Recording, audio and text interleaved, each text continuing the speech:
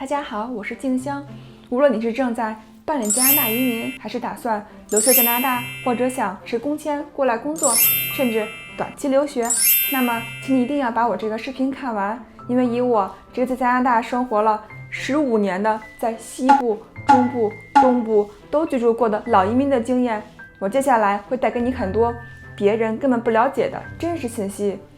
可能你们听到加拿大就会认为这是一个高福利、高税收、环境好、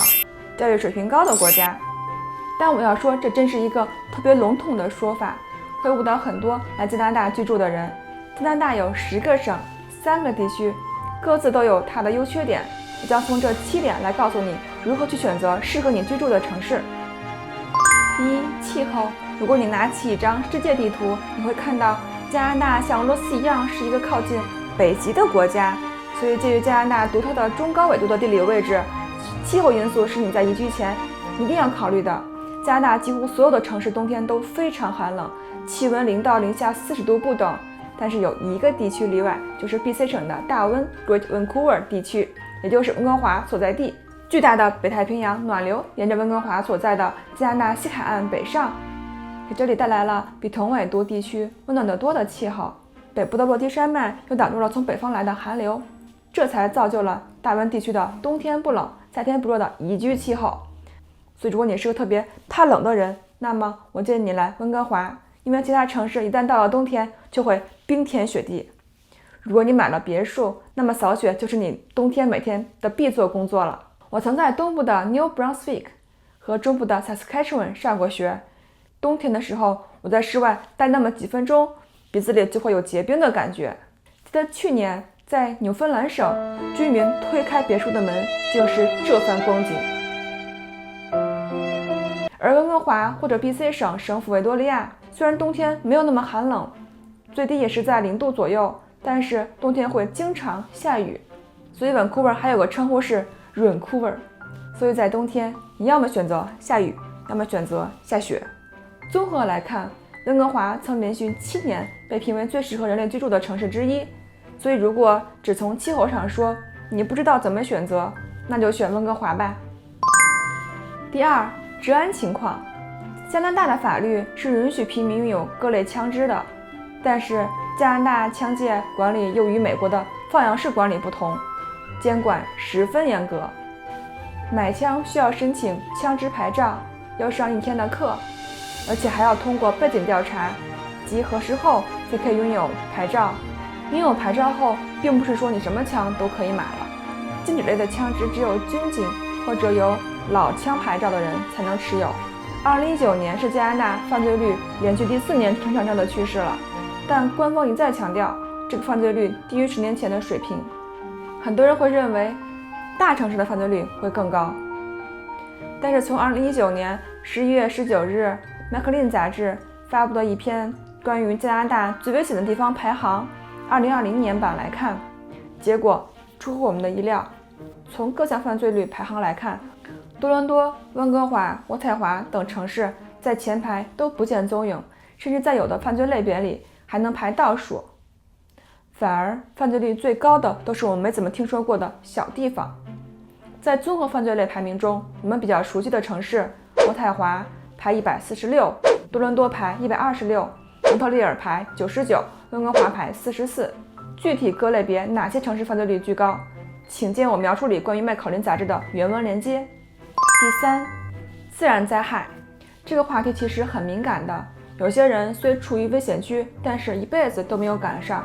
但也有人可能就是去某个地方旅游或者出差就赶上了。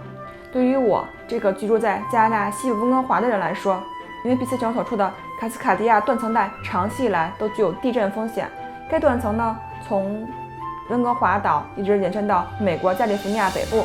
所以应急包是每个温哥华人必备的居家好物。我所在的公司每个月也都会举行地震演习。在温哥华买房呢，我也建议你买地势高一些的房子，因为地震会引发海啸哦。我也曾经有想过要不要搬到东部比较安全的地方，但是一想到冬天的寒冷的天气，我就放弃了。第四，人口密集度。通俗的讲，就是你到底适合居住在大城市还是小城镇了。和中国一样，大城市和小城镇的区别还是蛮大的。简单的可以从4个方面来讲。第一，发展机会，大城市，比如多伦多啊、蒙特利尔啊、温哥华啊，工作机会就相对多一些。多伦多呢是加拿大第1大城市，有300多万人口，又离美国纽约这样的世界金融中心比较近，所以工作机会呢有更多一些，比如金融类啊、计算机啊、服务业啊。第二，大城市华人的超市、中餐厅又比小城镇多一些。记得我在萨省上学时，只有一个小小的华人超市，中餐厅呢也只有3家。想知道一些地道的中国点心，如果自己不会做，那就只能飞到邻省的Alberta省的卡尔加里的大统华去购买了。而温哥华、多伦多这样的大城市，好吃的中餐厅数不胜数，尤其是温哥华的港式茶餐厅，多是由当年香港来的老移民所经营，所以太地道了。大城市也遍布了很多大统华之类的华人超市，绝对能满足你的中国胃。煎饼、油条、糖葫芦、老婆饼与蝴蝶酥、炸煎堆你都能买到。第三，大城市各机构说中文的服务会很普遍，比如很多银行的墙上都会写着我们会说普通话，我们会说粤语，我们会说闽南语。小城市呢，你就只能说英语了。但是从锻炼英语水平的角度来说，在小城市你英语进步的会更快。第四，大城市的娱乐场所和活动也会多一些，就是你不会觉得那么无聊。如果你去了爱德华王子岛、纽芬兰、新布伦瑞克、新斯科省、曼尼托巴、萨斯喀彻温省里的任何一个城市，那么请你一定要耐得住寂寞，一定要做好救生养性的准备。这些城市华人刚开始去的时候基本都是不太适应的，因为太安静了。北部地区我就不提了，都是看极光的地方，只适合短期旅游。但我也了解到很多台湾人会去黄岛那边边旅游边工作。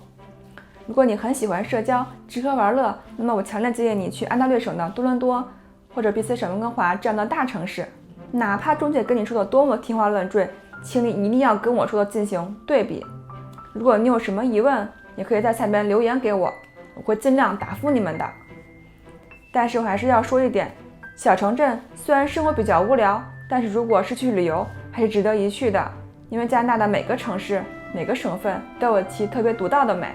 又或者你就喜欢安逸、悠闲且生活压力小一点的生活方式，那么去小城市也是不错的选择。第五，房价。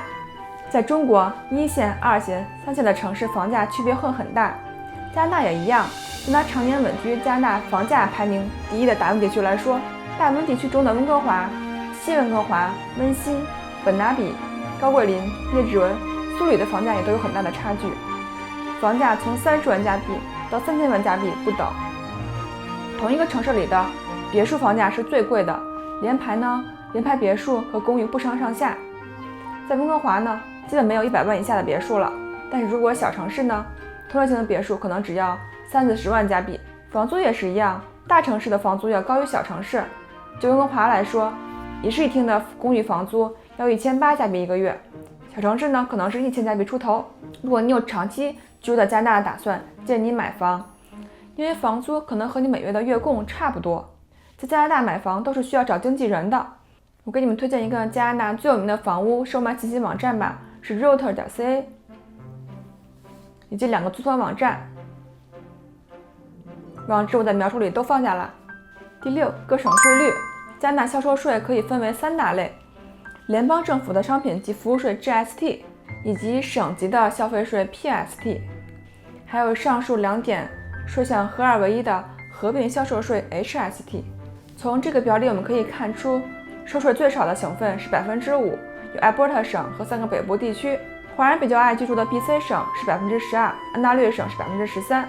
这个税率在你买小价值的物品时影响不会太大，但如果你想买一件1000加币的加拿大鹅羽绒服，你在温哥华买税后是1120加币，在 Alberta 省的卡加里买呢就是1050加币，